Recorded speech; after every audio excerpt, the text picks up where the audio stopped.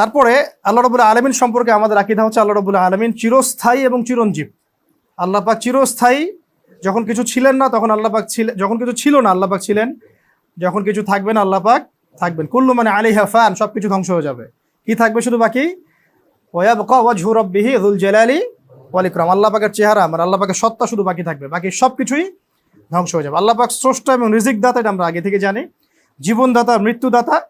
আর একটা বিষয় আমরা অনেকে জানি না, এটা আমি নোট আউট করেছি, যে আল্লাহ রাব্বুল আলামিন যে সৃষ্টিকর্তা, পালনকর্তা, রিজিক দাতা ইত্যাদি, এগুলো আল্লাহ পাক সৃষ্টি করার পরে হন নাই। মানে আমি বুঝাচ্ছি, এই মহাবিশ্ব সৃষ্টি করার পর আল্লাহ পাক রহমান হয়েছেন এমন নয়, আল্লাহ পাক আগে থেকেই রহমান। মহাবিশ্ব সৃষ্টি করার পর আল্লাহ পাক রহিম হয়েছেন নতুন করে এমন নয়। মহাবিশ্ব সৃষ্টি করার পর আল্লাহ স্রষ্টা হয়েছেন, খালেক হয়েছেন, রাজেক হয়েছেন, হ্যাঁ এমন নয় বিষয়টা। আল্লাহ রাব্বুল আলামিন আগে থেকেই খালেক, আগে থেকেই রাজ্জাক, আগে থেকেই গফুর, আগে থেকেই রহিম, আগে থেকেই রহমান। আল্লাহ পাক আগে থেকেই তার গুণাবলী আগে থেকেই তার মধ্যে ছিল। এটা মজার না ব্যাপারটা? আমরা কিন্তু এটা অনেকেই জানি না, অনেকে পড়তে গিয়ে তাই তো নতুন। তো আসলেই আল্লাহ রাব্বুল আলামিন নতুন করে তার এই গুণাবলীগুলো ধারণ করেননি, বরং আল্লাহ রাব্বুল আলামিন শুরু থেকেই এমন। আল্লাহ রাব্বুল আলামিন আমাদের সবাইকে তার এই মহান গুণাবলীগুলোর ওসিলা যেন মাফ করে দেন। আরও আছে আল্লাহ পাক সম্পর্কে আমাদের আকীদা যে আল্লাহ রাব্বুল আলামিন তাকদীর আমাদের জন্য নির্ধারণ করেছেন। তাকদীর কয়েকটা ধাপে, আমি এগুলো নিয়ে আলাদা আলোচনা করেছি, দেখে নেবেন। মায়ের গর্ভেও তাকদীর লেখা হয়েছে, লাওহে মাহফুজেও তাকদীর লেখা আছে, আবার এই লাইলাতুল কদরেও কিন্তু কিছু কিছু করে তাকদীর আসে। তাকদীরের সব কিছু কনস্ট্যান্ট না, কিছু কিছু বিষয় পরিবর্তন হয়, দোয়া দিয়ে, ভালো আমল দিয়ে, ইত্যাদি দিয়ে পরিবর্তন হতে পারে। এরপর আল্লাহ রাব্বুল আলামিন সম্পর্কে আমাদের আকীদা থাকবে আল্লাহ পাক সবসময় ন্যায়ের আদেশ করেন, অন্যায় থেকে নিষেধ করেন। অন্যায় কোনো কিছুর আদেশ আল্লাহ পাক করতে পারেন না। এখন আল্লাহ পাক যে পর্দা ফরজ করেছেন, যে পর্দা উঠিয়ে দেওয়ার জন্য এখন টেকনিক্যালি সব জায়গায় আইন পাস করা হচ্ছে না, পর্দা উঠিয়ে দেওয়ার জন্য আস্তে আস্তে স্লো পয়জনিং বলে এগুলোকে। কি বলে? স্লো পয়জনিং, মানে ধীরে ধীরে আপনাকে বিষক্রিয়ার দিকে নিয়ে যাওয়া হবে। একবারে তো আর বলবে না বোরখা হারাম, আস্তে আস্তে বলবে, আস্তে আস্তে। তো আল্লাহ পাক পর্দার যে বিধান দিয়েছেন, তাহলে আল্লাহ পাক কি অন্যায় করেছেন? আল্লাহ পাক যে সুদ হারাম করেছেন, আল্লাহ পাক কি অন্যায় করেছেন? আল্লাহ পাক যে বলেছেন যে এই যে হত্যার বদলে হত্যা, চোরের হাত কেটে দেওয়া, হ্যাঁ ডাকাতি করলে হাত একদিকে পা একদিকে কেটে দেওয়া, মুরতাদ হলে তাকে মৃত্যুদণ্ড দেয়, এগুলো কি আল্লাহ পাক অন্যায় করেছেন? তাহলে আকীদা স্পষ্ট করতে হবে। আল্লাহ রাব্বুল আলামিন কোরআন এবং হাদিসে যা বলেছেন এগুলো কোনোটাই তিনি অন্যায় কিছু বলতে পারেন না। আল্লাহ পাক কখনো অন্যায়ের আদেশ করতে পারেন না। তার মানে আল্লাহ পাক যা আদেশ করেছেন সেগুলো ন্যায়। সেগুলো কি? আল্লাহ পাক যেগুলো করতে বলেছেন কোরআনে এবং হাদিসে, সেগুলো অবশ্যই ন্যায় এবং ভালো। যেগুলো করতে বলেন নাই, নিষেধ করেছেন, সেগুলো নিঃসন্দেহে অন্যায়। তার মানে হক বাতিল, ন্যায় অন্যায়ের মানদণ্ড কে ফিক্স করবে? আল্লাহ পাক। তার মানে আল্লাহ পাক যেটাকে ন্যায় বলছেন সেটাই ন্যায়, যেটাকে অন্যায় বলছেন সেটা অন্যায়। তা আমরা এখানে তো আর অন্য কোনো দর্শনের দরকারই নাই, অন্য কোনো দর্শন, অন্য ইজম, অন্য মানে উসুল, অন্য কিয়াস, অন্য ফিলোসফি, এগুলো তো প্রয়োজনই নেই আমাদের কাছে। আল্লাহ পাকের পক্ষ থেকে চূড়ান্ত একটা সত্য মিথ্যার মানদণ্ড নাজিলই করা হয়েছে, আলহামদুলিল্লাহ। এটা কি শুধু এই উম্মতের জন্য প্রথম নাজিল করা হয়েছে? না, পূর্ববর্তী সমস্ত উম্মতের ক্ষেত্রেও এটা নাজিল করা হয়েছিল। আচ্ছা, আল্লাহ পাক সম্পর্কে আমাদের আরো আকীদা পরিষ্কার থাকবে যে হেদায়েত কে দেন? শুধুমাত্র আল্লাহ রাব্বুল আলামিন। আশ্রয় দেন কে? আল্লাহ রাব্বুল আলামিন। নিরাপত্তা কে দেন? আল্লাহ রাব্বুল আলামিনের সিদ্ধান্ত কি কেউ পরিবর্তন করতে পারবে? আল্লাহ রাব্বুল আলামিনের সমকক্ষ কেউ আছে? বা কেউ কি আল্লাহ পাকের প্রতিদ্বন্দ্বিতা করতে পারবে কিনা? পারবে না। আরেকটা বিষয় মাথায় রাখবেন, আল্লাহ রাব্বুল আলামিন আমাদের কাছ থেকে ওয়াদা নিয়েছিলেন, এটা আকীদায় রাখবেন। আল্লাহ পাক আমাদের কাছ থেকে কি নিয়েছিলেন? এটা আলাস্তু বিরব্বিকুম, আল্লাহ রাব্বুল আলামিন বলেছেন, আহদে আলাস্তু বলা হয়। রুহের জগতে মানুষের রুহগুলোর কাছে আল্লাহ পাক ওয়াদা নিয়েছিলেন, আলাস্তু বিরব্বিকুম, আমি কি তোমাদের রব নই? আমরা বলেছিলাম বালা, অবশ্যই আপনি আমাদের রব। এটা আমরা দুনিয়াতে অনেক সময় ভুলে গেছি। এই কারণে আল্লাহ পাক দুনিয়াতে নবী রাসূল পাঠান, দুনিয়াতে আল্লাহ রাব্বুল আলামিন আসমানি কিতাব পাঠান, এই যে আলেম ওলামা আছে, মানুষকে হেদায়েত দিয়ে এটা মনে করিয়ে দেন যে আল্লাহ পাকই আমাদের রব। তো আল্লাহ রাব্বুল আলামিন সম্পর্কে আমরা এই প্রাথমিক ধারণাগুলো মাথায় পরিষ্কার স্পষ্ট ঈমান ও আকীদা রাখবো ইনশাআল্লাহ। আর যেগুলো ব্যাখ্যা বিশ্লেষণ গভীর, এগুলোর দিকে আপাতত আপনাদের না গেলেও চলবে। যদি যেতে চান তাহলে উলামায়ে কেরামের কাছে গিয়ে পরামর্শ করে করবেন, অন্যথায় নিজে নিজে ব্যাখ্যা করতে যাবেন না। আল্লাহ পাক আমাদের সবাইকে আল্লাহ সম্পর্কে বিশুদ্ধ আকীদা রাখার তৌফিক দান করুন। এখন এটা গেল তাওহীদের কথাগুলো। তাহলে একটা কথা এখন আমরা স্পষ্ট করি, সেটা হলো যে আল্লাহ রাব্বুল আলামিন ছাড়া ইলাহ নেই, যে আল্লাহ পাক ছাড়া কোনো রব নাই, যে আল্লাহ পাক সর্বশ্রেষ্ঠ, সর্বক্ষমতার অধিকারী, হ্যাঁ, যে আল্লাহ রাব্বুল আলামিনের হাতেই সমস্ত কর্তৃত্ব ক্ষমতা, তাহলে দুনিয়াতে এসে কি আমরা সে আল্লাহর বিধানের বিরুদ্ধাচরণ করতে পারবো কিনা? এখানে আমাদের আকীদা কি থাকবে? আমল করতে গিয়ে কি আমরা এখন আল্লাহ পাকের যে বিধান এটার বাইরে চলে যাব? আল্লাহ পাক যে ফরজ বিধান দিয়েছেন, আল্লাহ পাক যে অনেক আমর বিল মারুফ এবং নাহি আনিল মুনকারের কথা বলেছেন, আল্লাহ রাব্বুল আলামিন আমাদেরকে 5টা দিকে পিলার দিয়েছেন, নামাজ, কালিমা, সালাত, সওম, যাকাত, হজ, এগুলো দিয়েছেন। হ্যাঁ, কোরআনে আল্লাহ পাক অনেক কিছু করতে বলেছেন, অনেক কিছু করতে নিষেধ করেছেন। এই যে বিধানগুলো নাজিল করেছেন, এখন কি আমরা দুনিয়াতে সেই আল্লাহর বিরুদ্ধাচরণ করে এইগুলো থেকে মুখ ফিরিয়ে নিব কিনা? এটা কি আমাদের জন্য উচিত হবে? তাহলে যদি নেই, তাহলে আমাদের অবস্থা হবে কাফেরদের সাথে, মুশরিকদের সাথে, মুনাফিকদের সাথে। আর যদি আমরা না নেই, ইনশাআল্লাহ তাআলা আমরা আল্লাহ পাকের অনুগত বান্দা হিসেবে দুনিয়াতে বেঁচে থাকবো, পরকালে জান্নাতে যাবো ইনশাআল্লাহ। এখন শেষ কথা হলো, আল্লাহ রাব্বুল আলামিনের বিধানগুলো যেহেতু চলে আসছে কথা, যে আল্লাহ পাক, যে আল্লাহ ছাড়া কোনো ইলাহ নাই, সে আল্লাহ পাক ছাড়া অন্য কারো বিধান থাকতে পারে কিনা? এটা কি পসিবল? এই পুরো মহাবিশ্ব সৃষ্টি করেছেন কে? এখন পুরো মহাবিশ্বে কার বিধান চলে? তাহলে এই দুনিয়াতে ছোট্ট একটা জায়গা, এখানে কি তাহলে শয়তানের বিধান চলবে? নিঃসন্দেহে দুনিয়ার মধ্যে আল্লাহর বিধান চলাটাই স্বাভাবিক। এখন যেহেতু চলছে না, এটাই কি অস্বাভাবিক না? তার মানে এই ওয়ার্ল্ডটার মধ্যে এখন কুফর দিয়ে ভর্তি। কি দিয়ে ভর্তি? কুফর আর শিরক দিয়ে ভর্তি। এখন এই ওয়ার্ল্ড যদি পুরোটাও কুফরে ডুবে যায়, আল্লাহর কিছু যায় আসে? যদি আল্লাহ পাক পুরো ওয়ার্ল্ডটাকে ধ্বংস করে দেন কুফরের কারণে, আল্লাহ পাকের কিছু যায় আসবে? একজন মুমিন বান্দা যদি জীবিত থাকেন, আল্লাহ রাব্বুল আলামিনের কাছে ওই মুমিন বান্দার সম্মান সমস্ত মানুষের চেয়ে বেশি। যে মুমিন বান্দা আল্লাহ রাব্বুল আলামিনের বিধানগুলো নিজে মেনে চলে, সেটা দাওয়াত দেয়, সেটা প্রচার করে এবং সেটা প্রতিষ্ঠার চেষ্টা করে। এই হলো সহজ সরল একটা দর্শন, যেটা আমরা আল্লাহ রাব্বুল আলামিন সম্পর্কে রাখবো এবং তার দ্বীন সম্পর্কে রাখবো। এখন ইমানের এক পিলার এটা চলে গেল। দ্বিতীয় পিলার কি ভাই? ওয়া মালাইকাতিহি। আমি খুব শর্ট করে শেষ করে দিচ্ছি। ওয়া মালাইকাতিহি মানে কি? মালাক মানে ফেরেশতা, মালাইকা মানে ফেরেশতা মণ্ডলী, এটা বহু বচন। যেমন আপনার আকীদা এটা এক বচন, আকায়েদ হচ্ছে বহু বচন। এরকম মালাক মানে হলো একজন ফেরেশতা, মালাইকা মানে অনেক ফেরেশতা। এখন মালাইকা আল্লাহ পাকের সৃষ্টি কিনা? আল্লাহ পাক তাদেরকে আল্লাহর বান্দা বলছেন। মালাইকাকে আল্লাহ কি বলছেন? বান্দা বলছেন। কি দিয়ে সৃষ্টি? উত্তর হচ্ছে নূর দিয়ে। কি দিয়ে? নূর দিয়ে। আমরা কিসের সৃষ্টি? মাটি। জিন জাতি কিসের সৃষ্টি? আগুনের। মালাইকা কিসের সৃষ্টি? নূর দিয়ে। এখন মালাইকাকে আল্লাহ পাক সৃষ্টি করেছেন বিভিন্ন কাজের দায়িত্ব দেওয়ার জন্য। বিভিন্ন কাজের দায়িত্ব আল্লাহ পাক তাদেরকে দিয়েছেন। যেমন জিবরাইল আলাইহিস সালাম ওহী নিয়ে আসতেন। কি নিয়ে আসতেন? ওহী। মিকাইল আলাইহিস সালাম যে বৃষ্টি বর্ষণ এইসবের দায়িত্ব থাকেন। ইসরাফিল আলাইহিস সালামের দায়িত্ব কি? সিংহা নিয়ে কিয়ামতের অপেক্ষা ফু দিবেন। মালাকুল মাউত মৃত্যুর ফেরেশতা, তিনি প্রত্যেকটা প্রাণীর মৌতের ব্যাপারে আল্লাহ পাকের হুকুমে তিনি দায়িত্ব পালন করেন। তিনি কি আল্লাহর হুকুমের বাইরে যেতে পারবেন? না। এখন এরকম অগণিত ফেরেশতা আল্লাহ পাকের আছে, অগণিত। কত? সংখ্যা কেউ জানে? সংখ্যা কেউ জানে না, অগণিত ফেরেশতা। আমাদের কাঁধে আছে 2 জন করে। কয়জন করে? 2 জন করে। তো এই ফেরেশতা মণ্ডলীর প্রতি বিশ্বাস রাখবো আমরা। আর ফেরেশতা মণ্ডলীর নাম আসলে কি পড়বো? আলাইহিস সালাম। কি পড়বো? আলাইহিস সালাম। আর এমন কিছু করব না যে কাজগুলো করলে তারা কষ্ট পান। যেমন এটা তাদের হক। আমি আকীদা ঈমানের আলোচনার সাথে সাথে হকটাও বলে ফেলছি। যেমন আল্লাহ পাকের সম্পর্কে আকীদা পরিষ্কার করলাম। আল্লাহর হক কি? আল্লাহর বিধান আমরা মেনে চলবো, আল্লাহর সাথে শিরক করব না, আল্লাহ পাকের আনুগত্য করব, তার দাসত্ব করব, তিনি ছাড়া অন্য কারো ইবাদত করব না, এবং তার দিন পালন করব, প্রসার করব, প্রতিষ্ঠার চেষ্টা করব। ফেরেশতা সম্পর্কে আপনার হক কি? তাহলে ফেরেশতাদের নাম শুনলেই আলাইহিস সালাম পড়বেন, ঠিক আছে? আর তারা কষ্ট পায় এমন কিছু করতে যাবেন না। যেমন এই যে আমরা অনেক সময় পেঁয়াজ খেয়ে মসজিদে আসি, তারা কষ্ট পায়। অনেকে স্মোক করে মসজিদে আসে, তারা কষ্ট পান। অনেকে যত্রতত্র আমরা নগ্ন হয়ে পড়ি, তারা কিন্তু এটাকে বিব্রত বোধ করেন, কষ্ট পান। ফেরেশতারা আমাদেরকে দেখেন না, আমাদের সাথে আছেন না? তো তারা কষ্ট পান এমন কিছু আমরা করতে যাব না, ঠিক আছে?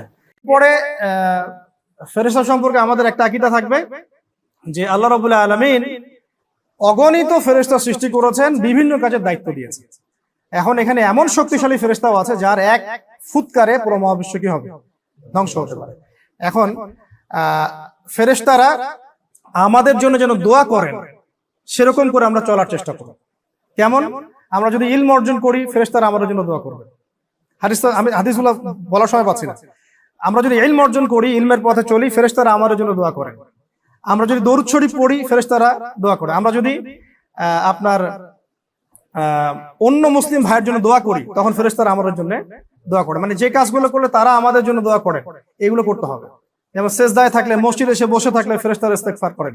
লাইলাতুল কদরে জাগ্রত হলে ফেরেশতারা কি করেন? আমাদের জন্য দোয়া করেন। এই কাজগুলো আমরা করার চেষ্টা করবো, আল্লাহ পাক তৌফিক দান করুন। 2 নাম্বার গেল। 3 নাম্বার হচ্ছে ওয়া কুতুবিহি, আসমানি কিতাব। আসমানি কিতাব বলতে প্রথম কোনটা? আল কোরআন।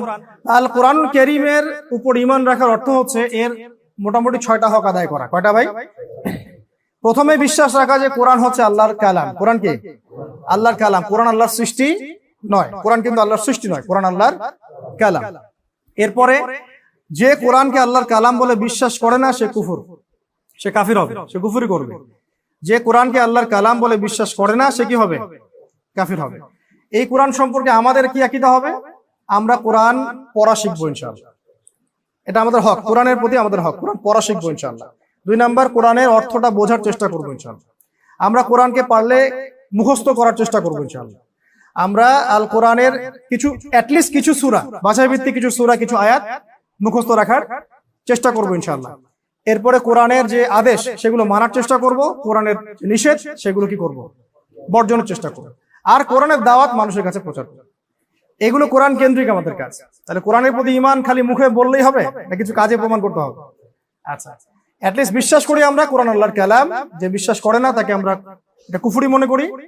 আর কোরআনের হকগুলো আদায় করার চেষ্টা করি। এক কথায় কোরআনে আল্লাহ পাক যে বিধিবিধানগুলো নাজিল করেছেন এগুলোকে আমরা মনে ধারণ করি, মুখে স্বীকার করি এবং কাজেও বাস্তবায়নের চেষ্টা করি। এরপরে কি আছে? কুতুবিহি ওয়া রুসুলিহি। আচ্ছা, কুতুবিহি কথাটা বলি। কুতুবিহি মানে কিন্তু সব কিতাব। এখানে শুধু কোরআনের প্রতি ঈমান রেখেছি, তাওরাত, জাবুর, ইনজিল বিশ্বাস করি না এমন নয়। কিন্তু আমরা সমস্ত আসমানি কিতাবে কি করি? বিশ্বাস করি। আল্লাহ পাক এরকম প্রচুর আসমানি কিতাব নাজিল করেছে, সহিফা এবং বড় কিতাবের রূপে। এখন যাদের উপর সহিফা নাজিল হয়েছে আমরা তাদেরকে নবী বলি। যাদের প্রতি আসমানি বড় বড় কিতাব যেমন তাওরাত, জাবুর, ইনজিল এগুলো এসেছে তাদেরকে আমরা কি বলি? রাসূল বলি। তো আমরা কি তাওরাত মানি না? জাবুর, ইনজিল এগুলো সবই মানি। তাওরাত নাজিল হয়েছিল মুসা আলাইহিস সালামের উপরে। জাবুর কার উপরে? দাউদ আলাইহিস সালাম। ইনজিল কার উপরে? ঈসা আলাইহিস সালাম। আল কোরআন মুহাম্মদুর রাসূলুল্লাহ সাল্লাল্লাহু আলাইহি ওয়াসাল্লাম। এই প্রতিটা কিতাবেই আল্লাহ পাকের তাওহীদের কথা আছে। প্রতিটা কিতাবেই শেষ নবী মুহাম্মদ সাল্লাল্লাহু আলাইহি ওয়াসাল্লামের ব্যাপারে বলা আছে, তার নাম হবে আহমদ। এখন আগের কিতাবগুলো কেন রহিত হয়ে গেল? বিকজ মানুষ সেই কিতাবগুলোর মূলনীতিগুলো পরিবর্তন করে ফেলেছে। এখন অনেকে হাদিস জাল করে ফেলছে না, কোরআনের উল্টাপাল্টা ব্যাখ্যা আসে না। এরকম করে আগেকার মানুষরাও, বনু ইসরাঈলরা কি করেছিল? কোরআন, তাওরাত, জাবুর, ইনজিলকে বিকৃত করেছে। তখন আল্লাহ পাক নতুন করে এই কোরআন নাজিল করেছেন। এখন একটা কথা বলতে ভুলে গিয়েছি, রুসুলিহিকে আসছি আমি। আচ্ছা, আসি না। কুতুবিহি, এই কিতাব নিয়ে কথা বলছি। এই কিতাব সম্পর্কে একটা কথা বলতে ভুলে গিয়েছি, সেটা হলো যে দেখুন আল্লাহ রাব্বুল আলামিন যতগুলো কিতাব নাজিল করেছেন এই প্রত্যেকটা কিতাবে আল্লাহ পাক এই কথাটা খুবই মোটা দাগে নাজিল করেছেন যে আল্লাহ রাব্বুল আলামিন ছাড়া এই মহাবিশ্বের কোনো রব নাই। তাওহীদের কথাটা, এই তাওহীদের কথাটা শুধুমাত্র যে কোরআনে আছে এমন নয়। এই যে যেমন সুদের কথা শুধুমাত্র যে কোরআনে আছে এমন নয়, আগেকার ধর্মগ্রন্থের মধ্যে এটা নিয়ে কথা ছিল। জিনার কথা শুধু যে কোরআনে আছে এমন নয়, আগেও ছিল। তো মূল যেটা তাওহীদের কথা, এটা কোরআন শুধু নয়, প্রতিটা ধর্মগ্রন্থেই এসেছে। তো আমরা এই কিতাব সম্পর্কে কি আকীদা রাখবো? যে কিতাব আল্লাহ রাব্বুল আলামিন বহু কিতাব নাজিল করেছেন, সর্বশেষ কিতাব কি? আল কোরআন। এই কোরআন মেনে চলবো ইনশাআল্লাহ, এর হকগুলো আদায় করবো ইনশাআল্লাহ। রুসুলিহির মানে রাসূলগণ, রাসূল এক বচন আর রসুল বহু বচন। আমরা প্রথমত আমাদের নবী সাল্লাল্লাহু আলাইহি ওয়াসাল্লামের উপরে ঈমান রাখি, এই তো। এখন আমরা কিন্তু আকীদা নিয়ে যখন আলাপ করি তখন তর্ক শুরু করি নবী কিসের তৈরি, তাই না? মাটির তৈরি। আল্লাহ রাব্বুল আলামিন আরশে আযীমে সমুন্নত থেকেও তিনি তার বান্দার প্রত্যেকটা বিষয়ের খোঁজ খবর কি রাখেন, জ্ঞানের মাধ্যমে, ক্ষমতার মাধ্যমে, সবকিছুর মধ্যে দিয়ে আল্লাহ পাক সর্বত্র বিরাজমান না? এখানে আল্লাহ পাকের ক্ষমতা নাই? আমরা যে দাঁড়িয়ে আছি, বসে আছি, ক্ষমতা নাই? আছে। আল্লাহ পাক এখন আমাদেরকে দেখছেন না? আল্লাহ পাক সর্বদ্রষ্টা, সর্বক্ষমতার অধিকারী সব জায়গাতেই। কিন্তু এর মানে কি এই যে আল্লাহ পাক এখানে দাঁড়িয়ে আছেন, বসে আছেন? তাহলে এই ব্যাখ্যাটাই তো, তর্কটাই তো মানে অবান্তর একটা তর্কটাই তো অবান্তর। ঠিক একই ভাবে দেখুন রাসূল সাল্লাল্লাহু আলাইহি ওয়াসাল্লাম কিসের তৈরি এটা নিয়ে আমরা তর্ক করি, মাটির নাকি নূরের, ইত্যাদি ইত্যাদি। এখন রাসূল সাল্লাল্লাহু আলাইহি ওয়াসাল্লাম কি জাহিলিয়াতের অন্ধকার দূর করে দেন নাই? তাহলে তিনি আলোর কাজ করেন নাই? করেছেন কিনা? আর আল্লাহ রাব্বুল আলামিন তাকে কোরআনে বলছেন যে তিনি একজন বাশার। বাশার মানে মানুষ। এই তো আমরা তর্ক করি এগুলো নিয়ে, কিন্তু আকীদার যে কিতাবগুলো, এই কিতাবগুলোর মধ্যে কিন্তু এরকম তর্কের আলাদা কোনো টাইটেল দেওয়া নাই যে অধ্যায় তিনি কিসের তৈরি, এরকম নাই। যেমন আছে ফেরেশতারা নূরের তৈরি, অধ্যায় আছে, কিন্তু এখানে এরকম কোনো অধ্যায় নাই। কি আছে যে আল্লাহ রাব্বুল এভাবে আছে, দেখুন মুহাম্মদ সাল্লাল্লাহু আলাইহি ওয়াসাল্লাম আল্লাহর নির্বাচিত বান্দা, এভাবে টাইটেল দেওয়া আছে, আল্লাহ পাকের নির্বাচিত বান্দা এবং মনোনীত নবী। মনোনীত নবী আছে সন্তোষ ভাজন রাসূল, সন্তোষ ভাজন রাসূল, এভাবে টাইটেল দেওয়া আছে। এবং তিনি শুধু মানুষের নবী নন, তিনি জিন জাতিরও নবী এবং পুরো মাখলুকের নবী। সুবহানাল্লাহ। গাছ সেজদা করেছিল না নবী সাল্লাল্লাহু আলাইহি ওয়াসাল্লামকে, তিনি পুরো মাখলুকের নবী। এগুলো নবী সম্পর্কে আকীদা কিতাবে কথা আছে। ওই নূর নিয়ে মানুষ নিয়ে তর্ক নাই কিন্তু দেখবেন। তারপরে আছে মুহাম্মদ সাল্লাল্লাহু আলাইহি ওয়াসাল্লাম সর্বশেষ নবী, তারপরে কোনো নবী আসবেন না। কেউ যদি মনে করে তারপরে কোনো নবী আসবে, নিঃসন্দেহে সে কাফের। নিঃসন্দেহে কি কাফের। এবং তিনি সমস্ত রাসূলগণের সাইয়্যিদ, সমস্ত রাসূলগণের কি সাইয়্যিদ মানে নেতা, এবং প্রতিপালক। প্রতিপালক মানে আল্লাহ রাব্বুল আলামিনের হাবিব, আল্লাহ পাকের হাবিব মানে কি বন্ধু। আচ্ছা, এরপরে নবী সাল্লাল্লাহু আলাইহি ওয়াসাল্লাম সমস্ত মাখলুকের জন্য হেদায়েত এবং জ্যোতি, হেদায়েত এবং জ্যোতি, এইখানে নূর শব্দ আনা আছে। তিনি সমস্ত মাখলুকের জন্য কি হেদায়েত, নূর এবং জ্যোতি। তাহলে তর্কটা এইটা না যে মানে মেড বাই হোয়াট, এটা তর্ক না। নবী সাল্লাল্লাহু আলাইহি ওয়াসাল্লাম পুরো কায়নাতের জন্য কি আলো, জ্যোতি, হেদায়েত, অন্ধকার দূরীকরণের মাধ্যম, কারণ তার কাছেই তো কোরআন নাযিল হয়েছে। তো তিনি তো আলো নিয়ে চলেছেন সমাজের মধ্যে। আমরা আসলে কুতর্ক লিপ্ত হই বেশি। এখন আবার কিছু মানুষ নিজের মন গড়া কিছু ব্যাখ্যা করা শুরু করে। যেমন নবী সাল্লাল্লাহু আলাইহি ওয়াসাল্লাম যে মেসওয়াক করতেন, একজন ব্যাখ্যা করছে দেখলাম, অনলাইনে আসে, চোখের সামনে পড়ে মাঝে মাঝে, তো দেখি আর কি। তিনি বলছেন দেখলাম যে তার মুখে নাকি নাউযুবিল্লাহ দুর্গন্ধ ছিল। হাদিসে কিন্তু দুর্গন্ধ শব্দ নাই। হাদিসে আছে জিবরাইল আলাইহিস সালাম এসে তাকে বলছেন যে আপনি মিসওয়াক করুন, আপনি মিসওয়াক করুন। এটাতে কি বোঝানো হচ্ছে? মিসওয়াকের তাগাদা দেওয়া হচ্ছে। মিসওয়াকের তাগাদা মানে এটা একটা গুরুত্বপূর্ণ কাজ, এটার অনেক ফজিলত, আপনার উম্মতকে মিসওয়াকের জন্য আপনি তাগাদা দিন। এখন আমি নিজের মতো করে বুঝে নিলাম যে জিবরাইল আলাইহিস সালাম তাকে এই জন্য তাগাদা দিচ্ছেন যে তার মুখে গন্ধ, নাউযুবিল্লাহ। অথচ আল্লাহ রাসূল সাল্লাল্লাহু আলাইহি ওয়াসাল্লাম থুতু ফেললে সেই থুতু দিয়ে সুগন্ধ বের হতো। বিশ্বাস করছেন না? থুতু ফেললে মানুষ এটা গায়ে মাখা শুরু করতো। সুবহানাল্লাহ, এত এত চমৎকার ছিল তার থুতু। তার ঘাম, এই যে আমরা ঘাম ফেলে দেই, এই ঘাম দিয়ে সুগন্ধ বের হতো। মানুষ এগুলো ওই যে পাত্রে সংরক্ষণ করত, এর মধ্যে অন্য পদার্থ মিশিয়ে আতর ব্যবহার করতে হবে, ইউজ করত। অজু করে যে পানিটা তিনি রেখে দিতেন, সেই পানি মানুষ কারাকারি করে নেয়ার ও গায়ে মাখার চেষ্টা করত।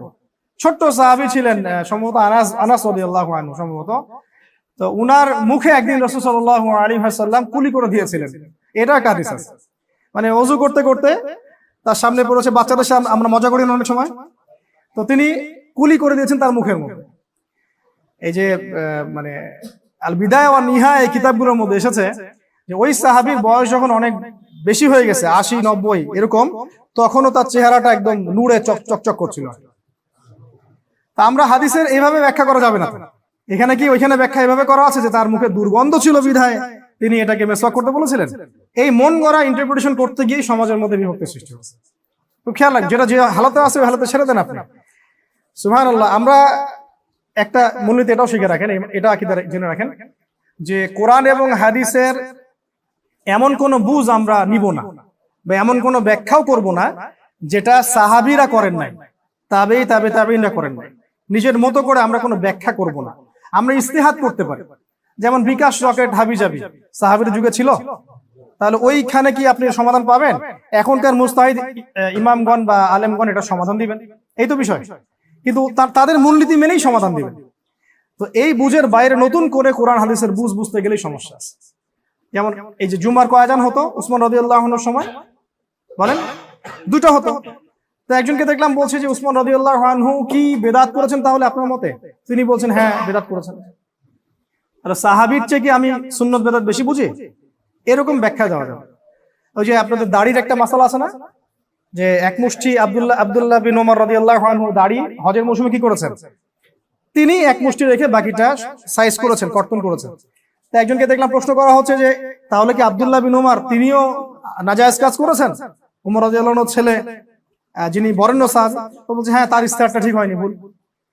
এত বড় কথা বলে স্পর্ধা করাটাই তো একটা কুফরির পর্যায়ে চলে যায়, যে আমরা কি সাহাবীদের চাইতে বেশি বুঝবো কোরআন সুন্নাহ? অর্থাৎ সাহাবীদের, এটাই সাহাবীদের মানহাজ, আর এটাকে ফলো করেই ইমামগণ তাদের মাযহাব প্রতিষ্ঠা করেছে। আমার কথা কি বুঝতে পারছেন? আচ্ছা, অতএব এই ক্লাসিক্যাল ট্র্যাকে থাকলে কোনো সমস্যা নেই। তো এখন আমরা রাসূল সাল্লাল্লাহু আলাইহি ওয়াসাল্লাম সম্পর্কে এই ধারণাগুলো পরিষ্কার রাখবো। আর কি আকীদা রাখবো? তিনি আমার জন্য সুপারিশ করবেন, করবেন কিনা? তিনি আমাদের জন্য সুপারিশ, উম্মতের কবিরা গুনাহগার ব্যক্তিদের জন্য আল্লাহ রাসূল সুপারিশ করবেন, এটা মাথায় রাখবেন। তবে বেদাতীদেরকে তিনি তাড়িয়ে দিবেন, বেদাতীদেরকে তাড়িয়ে দিবেন, এটা সহিহ বুখারী হাদিসে আসছে, সুহকান সুহকান লিমান গায়রা বাদি। আরো আমরা স্পষ্ট আকীদা রাখবো নবী সাল্লাল্লাহু আলাইহি ওয়াসাল্লাম সম্পর্কে, তিনি সশরীরে ইসরা মিরাজে গিয়েছেন, ঘুমে নয়, স্বপ্নযোগে নয়। কিভাবে গিয়েছেন?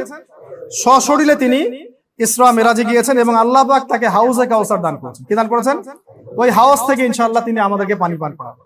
এগুলো আমরা আকীদা স্পষ্ট রাখবো, এবং কবরেও নবী সাল্লাল্লাহু আলাইহি ওয়াসাল্লামকে দেখানো হবে ইনশাআল্লাহ। আচ্ছা, ওয়া রাসূলিহি, তারপরে বাকি রাসূলদের সম্পর্কে আমাদের আকীদা কি থাকবে? তারা সবাই কি ছিলেন?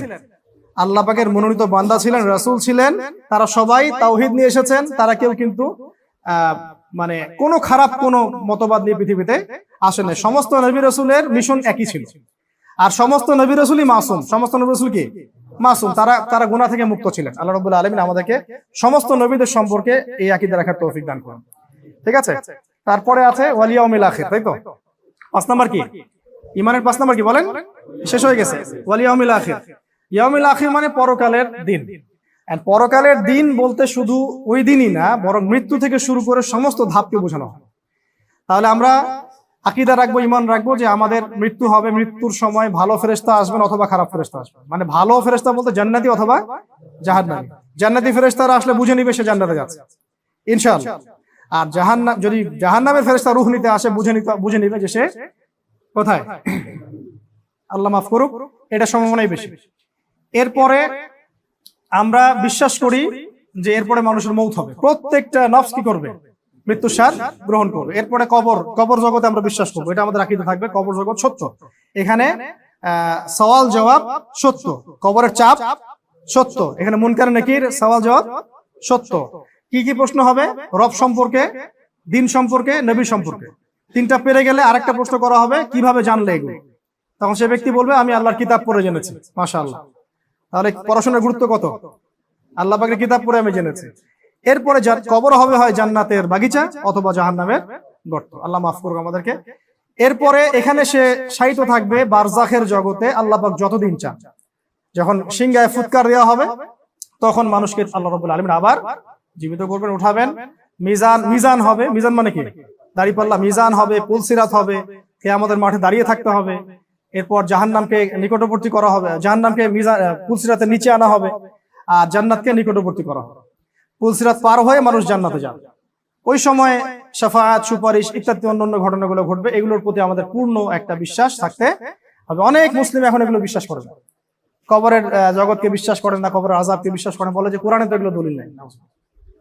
তো এই বিষয়গুলো আল্লাহ পাক আমাদের, এই ভ্রান্তিগুলো থেকে আল্লাহ পাক আমাদেরকে হেফাজত করুন। আর সবশেষ পয়েন্টটা হচ্ছে, পিলার হলো তাকদীর বা ভাগ্যে বিশ্বাস করা। তাকদীর আল্লাহ পাক লিখেছেন কিনা, এবং তাকদীরের কিছু বিষয় পরিবর্তন করা যাবে না। আর কিছু কিছু বিষয় আছে যেগুলো আমল দিয়ে পরিবর্তন করা যায়, আমল বা দোয়া বা ভালো কাজের মধ্য দিয়ে প্রশস্ততা হতে পারে। যেমন কোনো মানুষ যদি খুব বেশি পাপ কাজ করতে থাকে, তার রিজিক সংকুচিত হয়। আর যখন মানুষ পুণ্যের কাজ বেশি বেশি করতে থাকে, রিজিক আল্লাহ বাড়িয়ে দেন। মানে এটা অনেকটা এমন যে আপনার এতটুকুই, আপনি যদি ওভারটাইম করেন তাহলে বাড়াই দিবেন।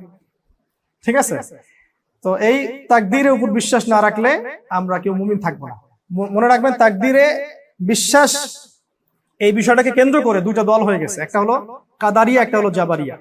কাদারিয়া মানে যারা তাকদীরে একদমই বিশ্বাস করে না, আর জাবারিয়া হচ্ছে তারা মানুষের ইচ্ছার স্বাধীনতায় বিশ্বাস করে না। জাবারিয়ারা বলে যে তাকদীরে যা লেখা আছে তাই হয়, চুরি করেছি কেন, তাকদীরে লেখা আছে তাই, সুদ খাই কেন, তাকদীরে আছে তাই, খুন করলাম কেন, তাকদীরে আছে তাই। এটা হচ্ছে জাবারিয়া। কি আকীদা বলেন? জাবারিয়া। আর কাদারিয়া হচ্ছে তারা সম্পূর্ণ তাকদীরকে অস্বীকারই করে না। তাকদীর বলতে কিছু নেই, আমি যা করব তাই পাই।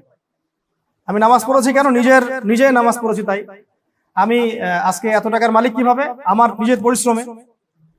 হ্যাঁ, মানে ওরা মনে করে যে তাকদির বলতে কিছুই নাই, মানুষ নিজেই তার কর্মের মানে স্বাধীনতা রাখে বা স্বতন্ত্র এখতিয়ার রাখে। আর জাবারিয়ারা উল্টা, তারা মনে করে যে কর্মের কোনো স্বাধীনতা নাই, যা লেখা আছে তাই হবে। এই দুটার মাঝখানে হচ্ছে আহলে সুন্নাহ ওয়াল জামাত রাখে।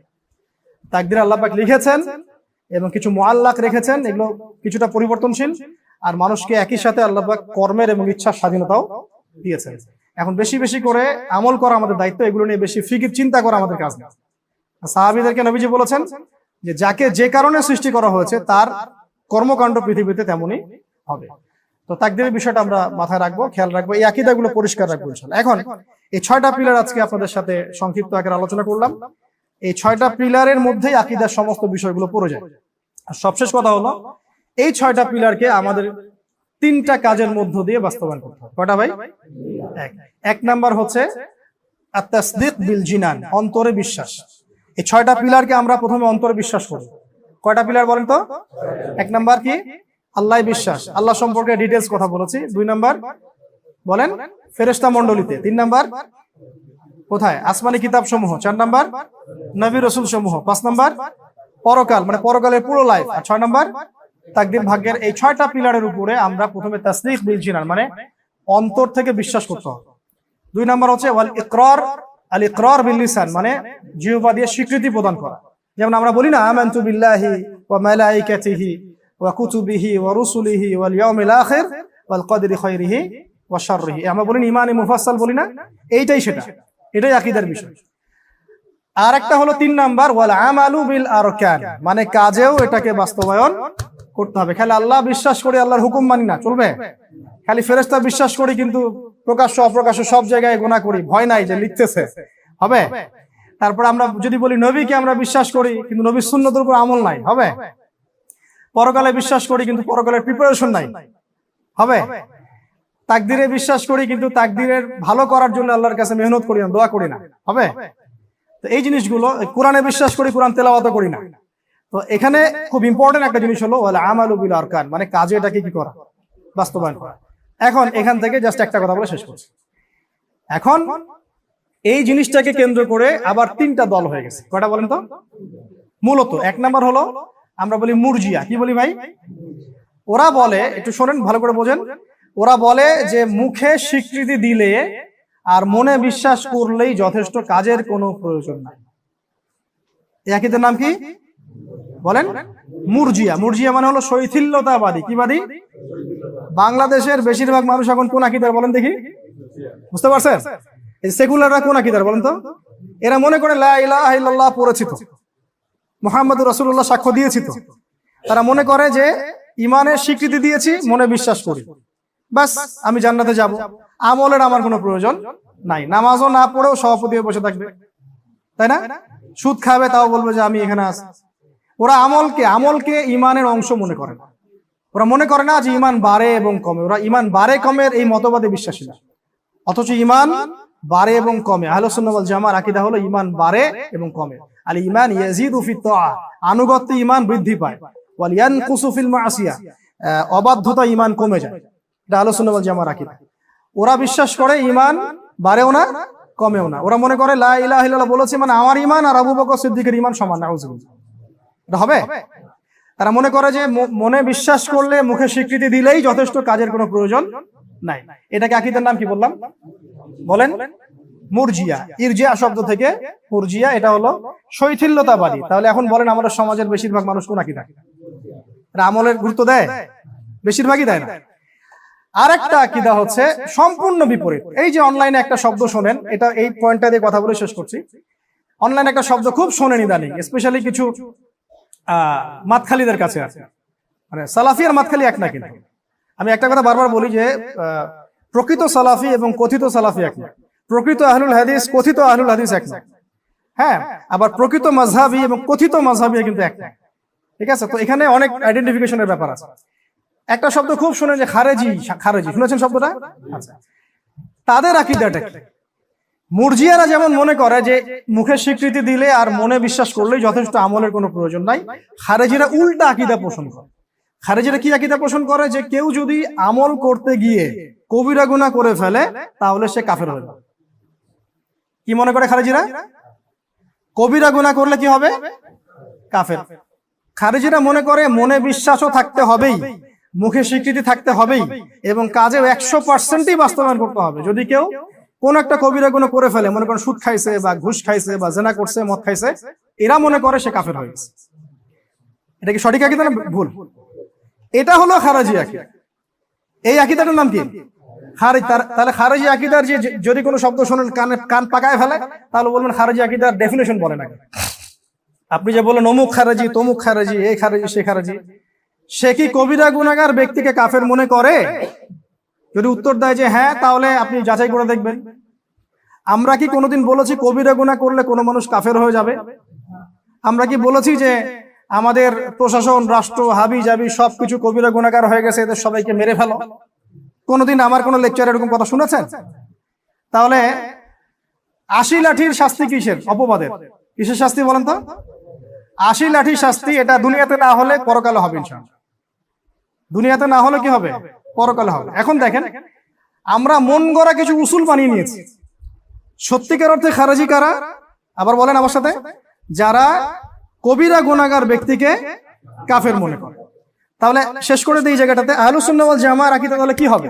যে ইমানের জন্য মৌখিক স্বীকৃতি দরকার আছে, মনের বিশ্বাসের দরকার আছে, এবং কাজেরও দরকার আছে। কিন্তু কাজ করতে গিয়ে কেউ কবিরা গুনাহ করে ফেলতে পারে। কবিরা গুনাহ করে ফেললেই সে কাফের হয়ে যাবে না, বরং তার তওবার দরজা খোলা থাকবে। শেষ পর্যন্ত সে তওবা করার সুযোগ থাকবে। আল্লাহ পাক শেষ মুহূর্তে তার তওবা কবুল করতে পারে।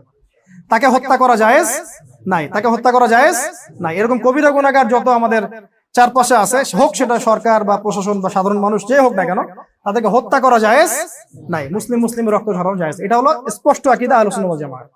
এখন তারা খারিজি আকীদার কিছু নিজস্ব মন গড়া উসুল বানিয়েছে। কারা বানিয়েছে? যারা নিজস্ব স্বার্থে এগুলো প্রয়োগ করে। এটা জানিয়ে রাখি আজকে অডিয়েন্সদেরকে, যে খারিজি আকীদার মন গড়া উসুলটা তারা কি বানিয়েছে। মন গড়া উসুলটা বানিয়েছে, আমি যে উসুলটা বললাম এটা কিন্তু আকীদা তাহাবিয়া বই থেকে বললাম।